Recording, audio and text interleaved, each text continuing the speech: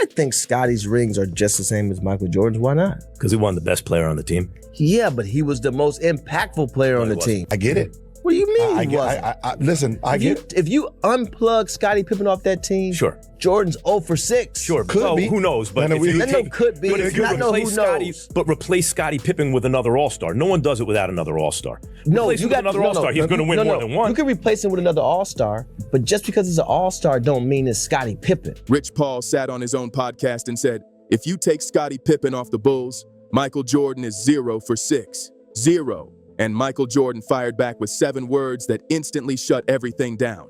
Tell him to stay in his lane. Agents don't get rings. That was it. No extra drama, no long speech, nothing else. Drop it in the comments. So, was Rich Paul making a serious basketball point about Pippen? Or was this a carefully planned move to boost his own client's legacy? That question is why this whole thing exploded. On his Game Over podcast with Max Kellerman, Rich Paul looked right into the camera and claimed that if you remove Scottie Pippen from those Bulls teams, Michael Jordan finishes with 0 championships. Not one less title, not a tougher road, not even 2 or 3 rings. 0. A total erase job. He said it like everybody should simply nod and agree. And then he pushed it even further by saying Pippen was the most impactful player on the team, the most impactful player on a roster with Michael Jordan. Okay. He's saying Scottie's more impactful than Michael? Okay, play that again.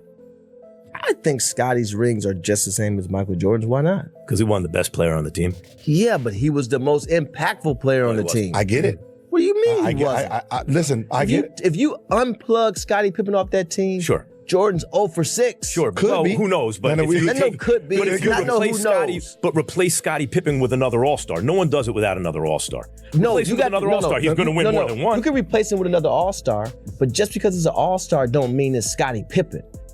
Okay, is Chris Bosh's rings the same as LeBron's? Like, what are we doing? Take a second and think about how wild that statement sounds. Rich Paul built his career, his brand, and his fortune around LeBron James, a superstar who has spent years being compared to Jordan. And now his agent is sitting on a platform he controls, making the case that Jordan would have no championships without his sidekick. That is why so many people saw this as more than just a basketball opinion. And Jordan's response was classic MJ. Tell him to stay in his lane. Agents don't get rings. 7 words, and that was all he needed. No lengthy breakdown, no emotional comeback, no back and forth debate. Just a cold reminder that Rich Paul has never played in the NBA, while the man answering him owns 6 championship rings. That has always been Jordan's style. He does not jump into endless arguments. He drops one line, lets it hit hard, and moves on like nothing happened. That's how he handled critics for decades. And this situation was no different. I think Scottie's underrated. I do. I think he was everything that you needed from him, he was able to do. He could score, he could defend, he was okay with whatever Mike was going to do. He'll complement that. And I thought he was a great team player until he wasn't going to have a play called for him and he got benched and Kukoc hit a game winner. But that's crazy to say that Scottie's more impactful. He's not. Now let's look at why Rich Paul's argument starts falling apart when history enters the picture. Because this is where things get awkward for that narrative. The claim makes it sound like Scottie Pippen was guiding Jordan from day one. But there is one huge problem with that story. Michael Jordan played 3 full seasons before Scottie Pippen ever wore a Bulls uniform. 3 seasons. Can you make the case better all-around player for the Bulls back then? What he was asked to do was different than what Mike was asked to do. Scottie was guarding everybody. He could guard 1 through 5. He was a good passer. He could pick you up full court. He could score. He could block shots. I mean, there were a lot of great things that he did, but he wasn't more impactful. And what Jordan accomplished during those years makes this debate a lot more complicated than some people want to admit. During the 1986-87 season, Jordan averaged an unbelievable 37 points per game. He became the first player since Wilt Chamberlain to score 3,000 points in a season, and he pulled it off with Charles Oakley and John Paxson among his top teammates. That is serious work. Defenses threw everything at him. Teams packed the paint, sent multiple defenders his way, and dared anyone else to beat them because they believed the rest of Chicago's roster could not do enough damage. Yet Jordan still kept cooking everybody. He scored 40 points or more in 37 different games that season. Even crazier, he put together 9 straight games with at least 40 points. That's not the profile of a player who needed someone to teach him how to dominate. That's a superstar who was already putting the whole league on notice. Long before championships arrived, Jordan had already become a nightmare for opponents. He was filling up the scoreboard, drawing double and triple teams, and forcing defenses into panic mode every night. That kind of production did not suddenly appear when Pippen showed up. The league already knew exactly who Michael Jordan was, and teams were getting cooked by him long before the Bulls started collecting trophies. Then came the 1987-88 season, and this was before the Bulls had anything close to a championship roster. Michael Jordan won the scoring title, the regular season MVP, and Defensive Player of the Year all in the same year. Nobody in NBA history has duplicated that combination. He was dominating on offense while also being the most feared defender in the game. And he was doing it while carrying a massive load for a team that still was not ready to compete for titles. That is why the idea that Jordan walked into some perfect setup just does not match the facts. The record tells a completely different story. But one part that often gets skipped over is what happened in 1988, 1989, and 1990, when the Detroit Pistons turned every playoff series into a war. Chuck Daly came up with the famous Jordan rules, a defensive system built around stopping one man at all costs. Dennis Rodman, Bill Laimbeer, and Rick Mahorn made life miserable for him every single trip down the floor. Jordan later talked about how brutal those battles were and admitted the bitterness from those years never fully disappeared. But here's what stands out. Jordan did not go public demanding out. He did not start searching for shortcuts or look for a new destination with a group of stars already waiting for him. Instead, he got to work. He spent countless hours in the gym, added roughly 15 pounds of muscle, and came back stronger every season. Year after year, he kept knocking on the door until Chicago finally broke through. By 1991, the Bulls swept Detroit and ended that era in dramatic fashion. That journey became one of the biggest turning points in NBA history. Are Scottie Pippen's rings just as valid as Michael's rings? Of course. He absolutely earned them. And would Michael Jordan have won all those championships without Scottie Pippen? No, of course not. You have to have other great players. But Michael Jordan is the reason they were in those 6 finals to begin with. If you unplug Michael Jordan, the Chicago Bulls have 0 titles in their history and candidly are one of the worst franchises in the history of the sport. That's how valuable Michael was. And that is the part critics often overlook. Once you remember everything Jordan had to fight through, the claim that he was simply handed success becomes much harder to sell. He stayed with the challenge in front of him and battled one of the toughest defensive teams basketball has ever seen instead of walking away from it. And yes, does Michael need Scottie? Yes. How many rings does Scottie have without Michael? I mean, but let's not make this equal. There were a lot of guys who won rings because of Michael Jordan. Yes, Dylan. My favorite part of that is him saying, Scottie Pippen's more impactful than Michael Jordan. And in a millisecond, Max Kellerman just goes, no, he wasn't. Yeah. But they're all starting to talk at the same time. Just goes, no, it wasn't. Yeah. There was somebody who had some common sense in there with Max saying that. Now, this is where things get interesting, because if Rich Paul's logic is applied across the board, it opens up a completely different conversation. If a superstar gets little or no credit because they played with another elite talent, then people naturally point toward LeBron's career choices. In the summer of 2010, before the decision, LeBron's final playoff run with Cleveland ended with plenty of questions surrounding his future. During Game 5 of the Eastern Conference semifinals against Boston, the Cavaliers were the top seed and playing at home. LeBron finished with 15 points on 3 for 14 shooting, and Cleveland suffered a huge defeat. Many observers believed his focus had already shifted toward what came next. Instead of staying in Cleveland, LeBron announced his move to Miami in a nationally televised special that became one of the most talked about moments in sports. And Dwayne Wade was not an unproven player waiting for his chance. Wade was already an established superstar who had captured both a championship and Finals MVP honors back in 2006. That is why some fans argue that LeBron joined an already successful foundation rather than building one from scratch. Years later, LeBron himself spoke openly about how important Wade was to his career and acknowledged the impact that partnership had on his legacy. So when conversations about supporting casts come up, that comparison quickly enters the spotlight. Jordan never had a teammate who had already won a Finals MVP before he did. He never stepped into a locker room led by a player with championship experience ahead of him. Those differences are exactly why debates between the Jordan and LeBron camps continue to spark so much passion and controversy among basketball fans even today. The argument gets even shakier when people bring up Cleveland's 2016 championship run. Stephen A. Smith said it clearly on national television. LeBron could not have won that title without Kyrie Irving, and that point has been repeated by plenty of fans and analysts ever since. Game 7 of the finals was a defensive battle, and everything changed when Kyrie drilled that ice-cold 3 over Steph Curry with just 53 seconds left. That shot became one of the most iconic moments in NBA history. Without it, many believe Cleveland's comeback story could have ended very differently.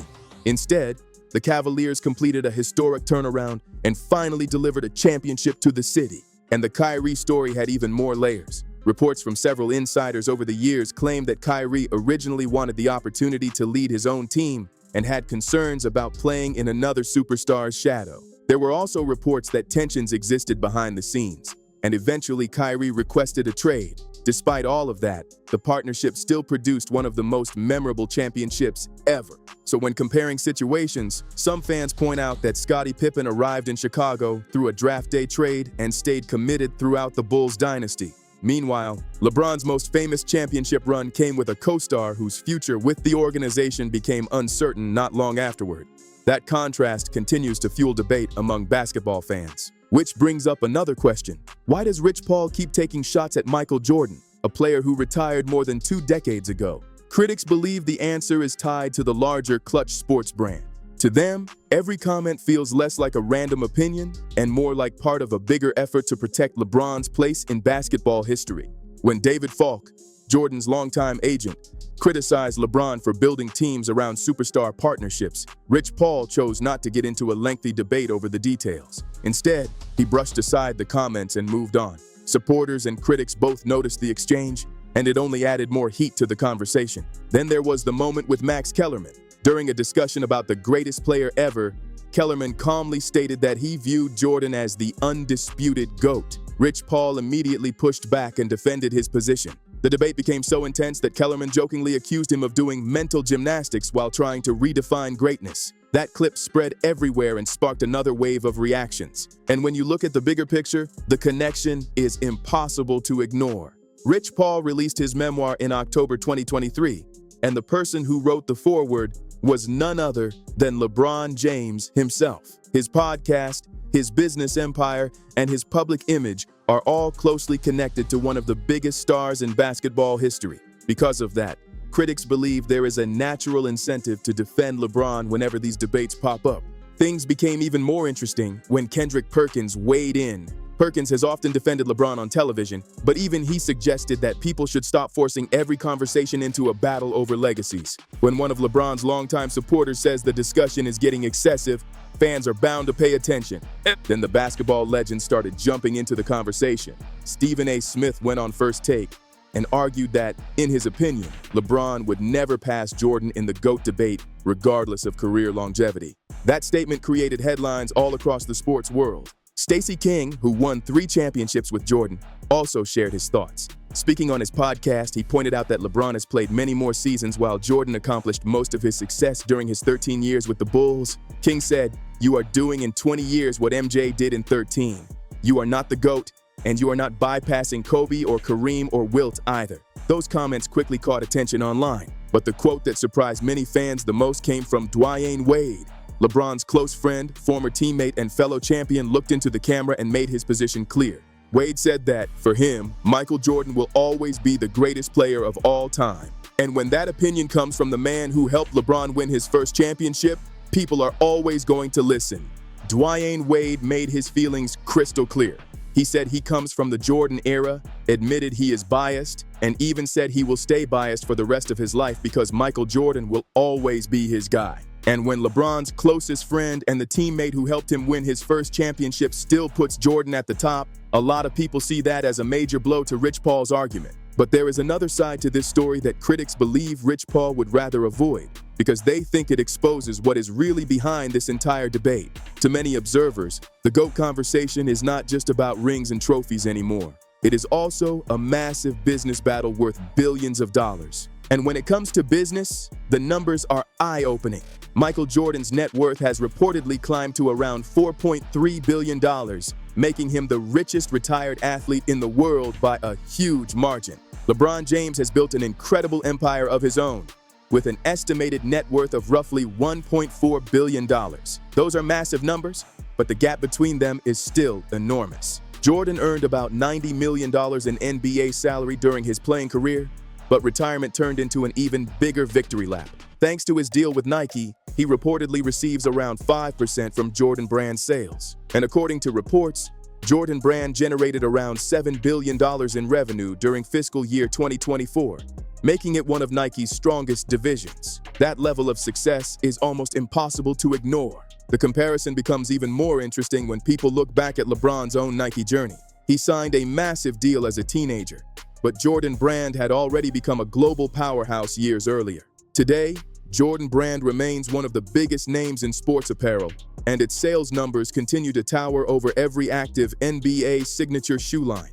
That dominance is one reason why some fans believe the battle over basketball legacies has expanded far beyond the court. Because of that, critics argue this was never just about basketball. They believe it has become a battle of brands, with podcasts and media appearances serving as another front in that competition. And that belief only grew stronger after Rich Paul made comments connecting Jordan's rise to larger cultural and marketing forces rather than focusing mainly on what happened on the court. Those remarks sparked plenty of backlash and had fans debating all over again.